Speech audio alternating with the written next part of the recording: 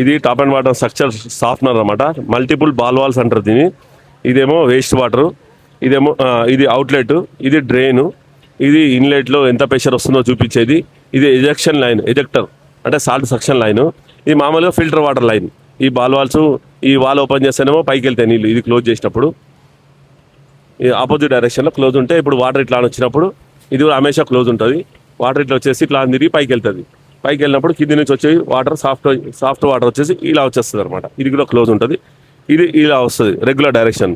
Salt ఎక్కించేటప్పుడు మాత్రము మనం ఈ వాల్ ఓపెన్ చేస్తాము, తర్వాత ఈ వాల్ ఓపెన్ చేస్తాము, ఈ వాల్ ఓపెన్ చేస్తాము. చేసేసి యాజ్ పర్ ద ప్రెషర్ గేజ్ని చూసుకుంటా ఇది బైపాస్ దీన్ని మొత్తం ఓపెన్ చేసేసి యాజ్ పర్ ద ప్రెషర్ని చూసుకుంటా ఈ వాల్ని క్లోజ్ చేసేస్తాము.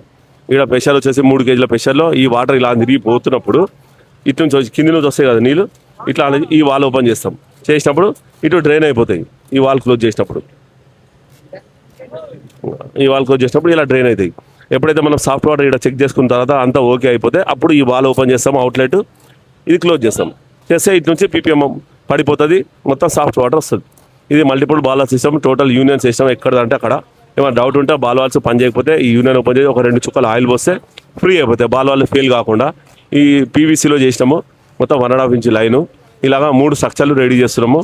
ఈ 2 రన్నింగ్, ఒకటేమో స్టాండ్ బై అనమాట.